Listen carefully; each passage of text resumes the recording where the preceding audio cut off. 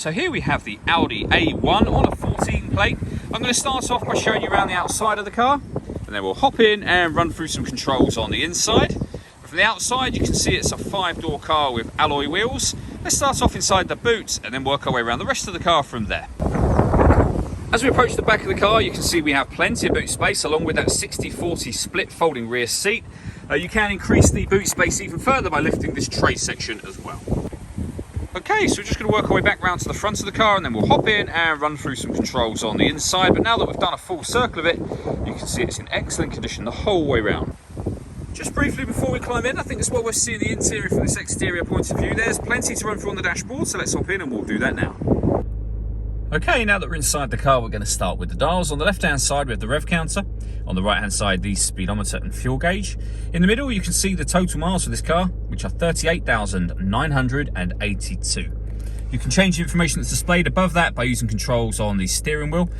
Those controls are just here on the left-hand side. We also have stereo controls here and here.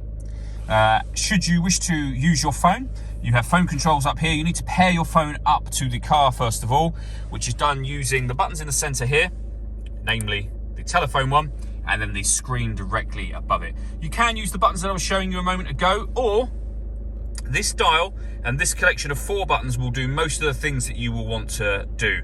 So you can press the back button there and you'll be back on the main menu, and that dial can then be used to do what you see me doing right now. So for example, if you listen to the radio, you can do. You've got a choice of FM and medium wave radio. Again, everything that I'm doing is still being done with those 4 buttons that I mentioned just a moment ago.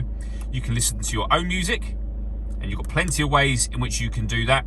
You can see those being shown on screen now, and they include Bluetooth audio. So once you pair your phone, you'll be able to make and receive phone calls, but you'll also be able to listen to your music wirelessly as well.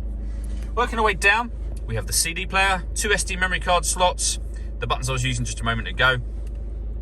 Beneath that, we have got your air conditioning. So you can adjust the temperature, the fan speed, and the direction of the air. The air conditioning is on when that light shows, so off or back on again.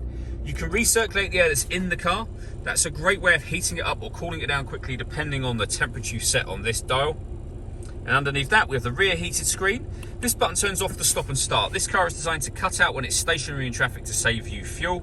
But as I say, you can turn the system off.